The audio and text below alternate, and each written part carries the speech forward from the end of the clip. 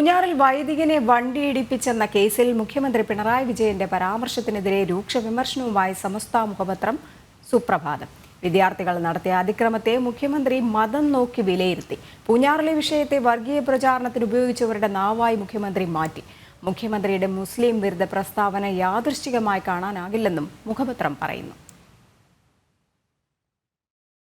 മുഖ്യമന്ത്രിക്ക് ഇതെന്തു പറ്റിയെന്ന തലക്കെട്ടിൽ സമസ്ത മുഖപത്രം സുപ്രഭാതം എഴുതിയ മുഖപ്രസംഗത്തിൽ കടുത്ത ഭാഷയിലാണ് പിണറായി വിജയനെ വിമർശിക്കുന്നത്.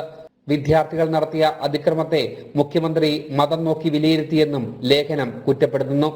പൂഞ്ഞാറിലെ വിഷയത്തെ വർഗീയ പ്രചരണത്തിന് ഉപയോഗിച്ചവരുടെ നാവായി മുഖ്യമന്ത്രി മാറി. മുഖ്യമന്ത്രിയുടെ മുസ്ലിം വിരുദ്ധ പ്രസ്താവന യാദൃച്ഛികമായി കാണാനാകില്ല. പ്രശ്നങ്ങളിൽ മതം നോക്കി ഇടപെടുന്ന വർഗീയവാദികളുടെ രീതിയിലേക്ക് മുഖ്യമന്ത്രി തരം താഴാൻ പാടില്ലായിരുന്നു. വസ്തുത മനസ്സിലാക്കാൻ പോലീസ് റിപ്പോർട്ടും സമൂഹ മാധ്യമങ്ങളിലെ വിദ്വേഷ പ്രചാരകരും മാത്രമല്ല, ഒരു പ്രാദേശിക നേതാവിനെ പോലെ മുഖ്യമന്ത്രി സംസാരിക്കാൻ പാടില്ലായിരുന്നു. ഇത് നാടിന് നല്ലതല്ല.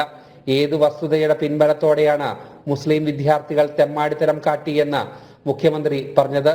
പോലീസ് റിപ്പോർട്ട് അനുസരിച്ചാണോ, ലോക്കൽ കമ്മിറ്റി റിപ്പോർട്ട് അനുസരിച്ചാണോ എന്നും മുഖപത്രം ചോദിക്കുന്നു. നാട്ടുകാരും സാംസ്കാരിക പ്രവർത്തകരും വ്യാജമെന്ന് പറഞ്ഞ സംഭവത്തെ മുസ്ലിം വിഭാഗത്തെ ഒറ്റപ്പെടുത്താനുള്ള വടിയായി മുഖ്യമന്ത്രി ഉപയോഗിച്ചത് ഒറ്റപ്പെട്ട സംഭവമായി കാണാനാകില്ലെന്നും ലേഖനത്തിൽ ആവർത്തിച്ചു പറയുന്നു. ജനം, കോഴിക്കോട്.